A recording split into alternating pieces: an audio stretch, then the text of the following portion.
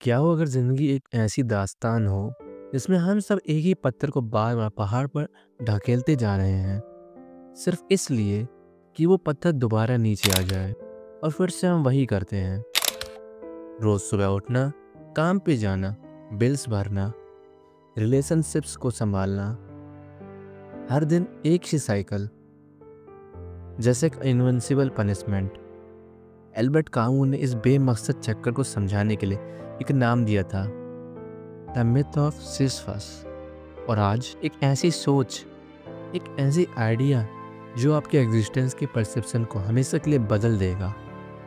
पर रुक जाइए, क्या ये सिर्फ एक पुरानी ग्रीक कहानी है या हम सबकी रोजी रोटी, रिलेशनशिप और रैट रेस की असली तस्वीर? एल्बर्ट कामू एक फिलोसफर, एक नॉवलिस्ट, एक रेबल थिंकर। वो दुनिया से ये सवाल पूछते हैं, क्या जिंदगी जीने लायक है या हम सबको अपना अंत चुन लेना चाहिए? सुनने में कठिन लगता है, लेकिन कामू के लिए फिलॉसफी की शुरुआत ही वही है, जहाँ हम सब अपने अंदर से पूछते हैं, why live it at all? और कामू एक अजीब जवाब देते हैं। वो कहते हैं, जिंदगी का असली रंग उसकी अब्सर्डिटी में है। एब्सर्ड मतलब हम आंसर ढूंढते हैं पर दुनिया चुप है। हम मकसद चाहते हैं पर नेचर इंडिफरेंट है। यही गैप इंसान की तलब और दुनिया की खामोशी के बीच कामू कहते हैं, दैट्स द अब्सर्ड। अब सवाल ये है, अगर सब कुछ बेमनियत है तो फिर जीना क्यों?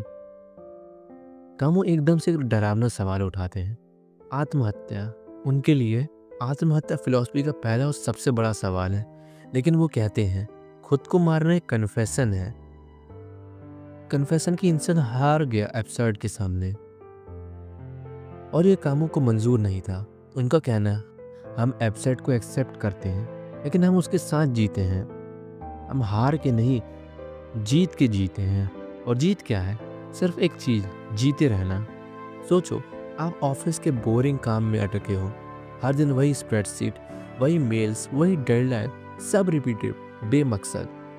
आप सोचते हो, ये कर क्यों रहा हूँ मैं? कामू कहते हैं, वही मोमेंट है एब्सर्डिटी का, और वहीं से शुरुआत होता है आपका असली रिबेलियन। आत्महत्या नहीं, बल्कि जीना, एब्सर्डिटी के साथ जीना, उसका सामना करना। ये सिचुएशन सिर्फ ऑफिस तक सीमित नहीं होती। सोचो, एक रिलेशनशिप जो लगातार टॉक्सिक है, आप जानते हो आंसर नहीं मिल रहा है, और आप फिर भी जीते हो, कोशिश करते हो, सीखते हो, या फिर सोशल मीडिया स्क्रॉल करना हर दिन। वही न्यूज़, वही रील्स, वही सुपरफिशियल कंपैरिजन। एक पॉइंट पर लगता है सब रिपीटिव है, मीनिंगलेस है, फिर भी आप स्क्रॉल करते रहते हो। क्यों? क्योंकि समवेयर एब्सर्ड के अंदर भी एक अजीब सी जान है। कामू कहते हैं, to live without appeal, to accept without reason, और फिर भी हर दिन उठकर चलना, यही है एब्सर्ड रीजनिंग। अब सवाल उठता है, अगर जिंदगी बेमकसद है तो एक इंसान जीता कैसे है? कामू कहते हैं, एक इंसान को बनना पड़ता है एब्सर्ड मैन। वो इंसान जो दुनिया से अल्टीमेट ट्रूथ नहीं मांगता, वो इंसान जो इल्यूजन के बिना जीता है, कोई मोहरा नहीं बनता, कि फॉल्स होप पे टिकता नहीं। एब्सर्ड मैन जानता है कि आंसर नहीं मिलेंगे, फिर भी वो जीता है पूरे जोश के साथ। सोचो, ज़रा ध्यान से सोचो, जैसे आप एक मूवी देखने जाओ, आपको पहले से पता है एंडिंग प्रिडिक्टेबल है, फिर भी आप इंजॉय करते हो उसके frames, dialogues, background music. Absurd man भी ऐसा ही है, उसे पता है लाइफ मीनिंगलेस है, फिर भी वो हर पल को इंजॉय करता है बिना किसी ग्रैंड पर्पस के।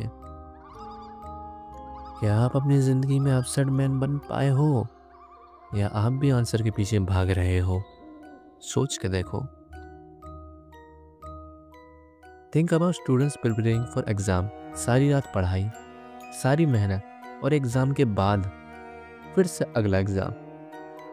साइकिल कभी ख़त्म नहीं होता, लेकिन अगर वो एब्सर्डिटी को समझ लें तो हर पेज, हर लेक्चर एक टेस्ट बन जाता है। या एंटरप्रेन्योर्स स्टार्टअप्स बनाते हैं, फेल होते हैं, दोबारा खड़े होते हैं, सिसिफस की तरह। हर बार पत्थर नीचे गिरता है पर वो फिर से पुश करते हैं, तो उसी में एक अजीब सा जॉय मिलता है, एक खुशी। कामू कहते हैं जब मीनिंग नहीं है इंसान एक चीज करता है। क्रिएशन, कला, कविता, सिनेमा, ये सब एब्सर्ड के जवाब हैं। सोचो, एक पेंटर जो जानता है कि उसकी पेंटिंग दुनिया को चेंज नहीं करेगा, फिर भी वो बनाता है क्योंकि उस क्रिएशन में एक आज़ादी है।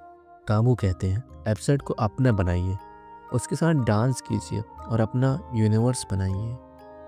शायद इसीलिए लोग अपनी डायरीज लिखते हैं, पोएट्री करते हैं, रील्स बनाते हैं या व्लॉग्स अपलोड करते हैं। सबको पता है एक दिन सब खत्म हो जाएगा, फिर भी हम क्रिएट करते हैं और वही क्रिएशन अब्सर्डिटी का एक खिलाफ एक रिबिलियन बन जाता है। अब आते हैं सिसिफस पर। ग्रीक माइथोलॉजी का हीरो, जिसे पनिशमेंट मिलती थी, एक बड़ा पत्थर पहाड़ के ऊपर ढकेलना। हर बार वो पत्थर नीचे गिरता और फिर से दोबारा वही काम फॉरएवर। कामू कहते हैं यही इंसान का मेटाफर है। हमारी जिंदगी भी इसी साइकिल में है, काम, स्ट्रगल, गिरना, उठना, pains, job, failure, heart breaks, आखिर में सब दोबारा शुरू होता है। लेकिन असली बात यहीं आती है। कामू बोलते हैं we must imagine Sisyphus happy. क्यों? कि उसने अपनी एब्सर्डिटी को एक्सेप्ट कर लिया, उसने हार नहीं मानी। उसने कहा the struggle itself towards the height is enough to fill a man's heart. सोचो, अगर सिसिफस भी खुश हो सकता है तो हम क्यों नहीं?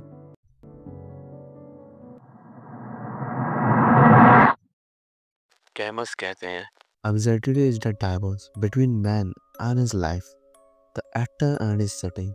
और उसी में एक आज़ादी छुपी है। सोच के देखिए, आपकी जिंदगी में अगर एक पत्थर है तो क्या आप उस पत्थर को उठाकर स्माइल के साथ ढकेलने के लिए रेडी हैं? शायद पत्थर कभी रुकेगा नहीं, शायद सबमिट कभी कंप्लीट नहीं होगा, लेकिन असली जीत वही है कि हम गिरते हैं, उठते हैं और फिर भी स्माइल करते हैं। This is the myth of Sisyphus. और ये एक आइडिया शायद आपकी ज़िंदगी को बदल दे।